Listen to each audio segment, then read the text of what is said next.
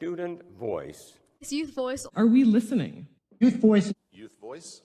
I'm tired of hearing about the abstract, often undefined idea of youth voice without the follow-up of actual youth power. It begs the question, do we meaningfully incorporate youth from diverse backgrounds in our decision-making processes in society, and if not, how can we? My name is Sunidhi Majalikar, my pronouns are she, her, hers, and I'll be a 12th grade student at Novi High School this fall. Novi is an affluent suburb outside of Detroit, and compared to its neighbors, it's quite small. Last year, my district proposed that we change school start times across the district. First period at the high school starts at 7:15 a.m., so shifting back to 8:15 a.m., as the proposal would suggest, would have meant a much-needed extra hour of sleep for high schoolers like myself. Through informal surveys and questioning in the high school, the district attempted to take a broad measurement of youth opinion, and students had unsurprisingly expressed that they would indeed be in favor of the change. So the school board went ahead and passed the proposal. Yay! But soon after, the decision was retracted to the disappointment of many students, including myself. The decision seemed to have been made very quickly, and students like myself were almost entirely left in the dark. With no explanation other than a vague, "We're not changing the school start times until next year at least." Sorry. After talking to my district's assistant superintendent, RJ, I found out that the reasoning behind the decision was much more complicated. A couple miscommunications had occurred. For one, there was a miscommunication between the district and the teachers' union, and another between the district and the students and parents. There was no formal mechanism made for students to give their input on this idea, and little to no communication between adults and youth to get this proposal passed. And even when it was retracted, the public was not comprehensively informed of the situation and all its parts. Overall, there was a lack of transparency and collaboration between youth and adults in the district, and this is where the situation went downhill for students like me. So, this was a simple example, but it brings us back to our starting question.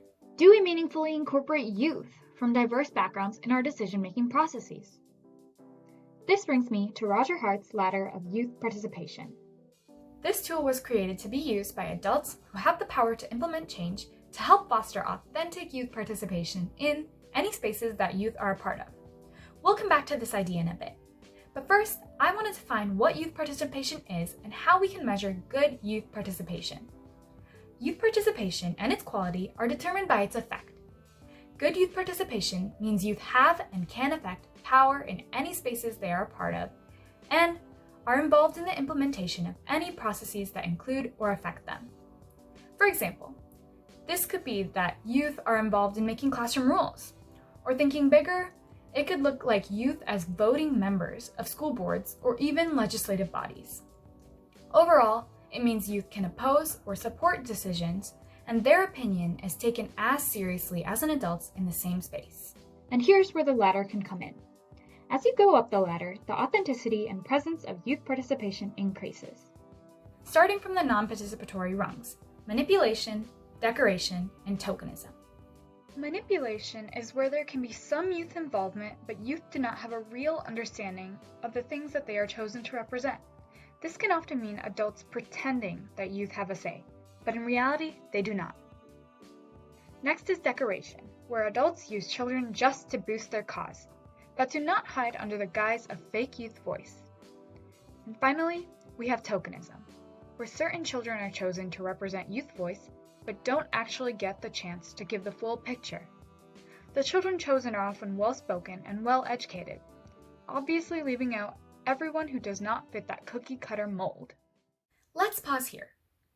Each of the rungs that I just explained, though they may seem in support of youth voice, or outwardly look like attempts at authentic youth participation, are all in fact manipulative.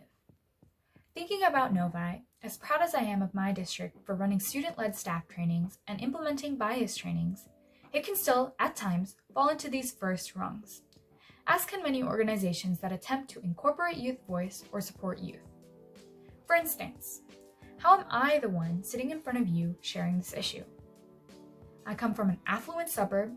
I represent the model minority. The model minority myth is a widespread racist set of stereotypes placed on Asian Americans that pressures excellence in education, labor, and life in general. An example being all Asians are smart and more capable than their peers. This belief, which proven in a report from my district, is still alive and well. I don't need a job to support myself or my family. I don't have to help around the house. And I have the time to dedicate to something that takes place outside of school. The students that are often chosen for these opportunities are the quote-unquote leaders. The high-ranking, articulate, straight-A students are represented. Someone who does not fit into all these boxes will certainly not have the same things to say as one who does. Do we pay attention to low-income students as we do high-income students? Do LGBTQ+ students get the same representation as their cisgender heterosexual peers? Do we allow every type of student to have a voice and power in their education? Or do we prioritize the ideas and opinions of some over others? Again, bringing us back to my initial question. Do we meaningfully incorporate youth from diverse backgrounds in our decision-making processes in society? And if not, how can we? My privilege has let me present this problem to you. Keep this in mind as we move on to the participatory rungs. First, assign but informed youth. Youth volunteer for and understand the project's intentions and know the ins and outs of decision-making regarding it. Then, consulted and informed youth, where youth are communicated with, asked about, and included in the redesigning or editing of a project. Next is adult-initiated shared decisions with children, in which adults start the projects but partner with youth in making decisions. Followed by child-initiated and directed, where children start and run the projects. And finally, we reach the highest rung, child-initiated shared decisions with adults. Shared decisions. Children and adults work together on projects or ideas that youth may have started or proposed. In this rung, both adults and youth play a vital role. And this is where my story about school start times went awry. There was no shared decision-making between adults and youth, and fellow students and I were left in a disappointing gray area.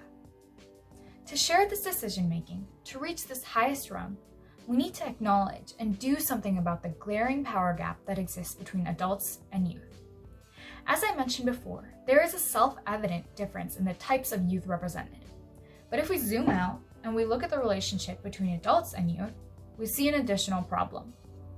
Right now, it's obvious that adults have an overwhelming direct power over youth in many aspects of society. Education, health, politics, government, just to name a few. But in order to answer my question, to meaningfully incorporate youth from diverse backgrounds in our decision-making processes and achieve authentic youth participation, compromise, and the willingness to let go of, or share, power is required. This is something only adults in power can do.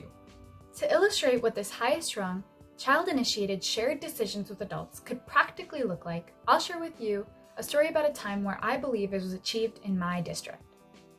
Remember when I mentioned that my district had run student-led staff trainings? Well, that definitely was not just the work of adults. But it wasn't just the work of children either. The initiative for our district's first ever student-led professional development for administrative staff was brought up by concerns that students had communicated with adults first.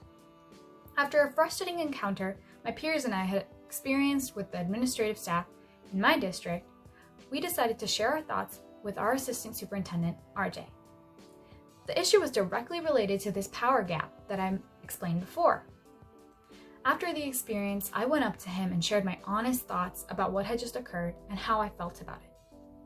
RJ listened to what I had said, and soon after, the other students and I were called in to start planning for the training.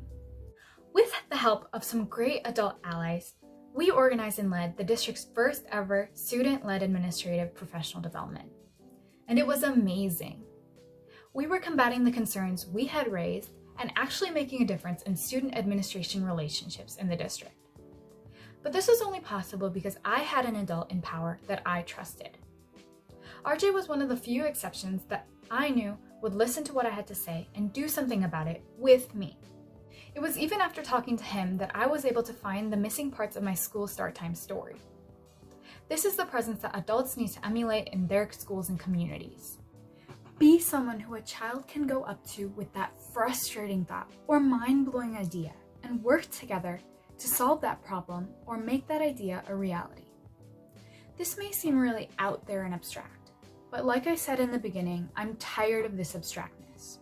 So, let's talk tangible first steps. If you're an adult, start by putting a piece of yourself out there. Naturally, it's easier for me to work with and trust someone I relate to and I see as human just like me.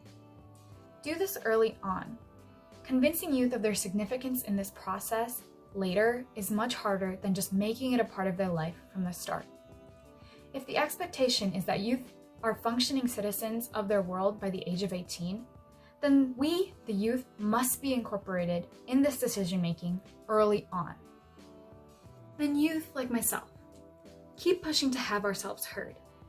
Remember, you deserve to be at that decision-making table. Just as the UN Convention of the Rights of the Child laid out that children have the right to participate in decision-making processes relevant to their lives and to influence decisions taken in their regard, especially in schools or communities, there needs to be an effort from adults in power to change the way youth, like myself, are included in everything that affects them. Expand on this idea of youth participation. And here's what I want to leave you with. Through an opportunity given by adults who have leveraged their power, I was able to raise my voice and share with you an issue that I care about. Now I challenge you to give my words power through action. Critically examine how youth could and should be involved in decision-making about health, education, safety, and every other issue that impacts them. Start by sharing your power with them. Like my assistant superintendent, RJ, listen wholeheartedly to them. Mentor them. Learn from them. Work together and climb that ladder.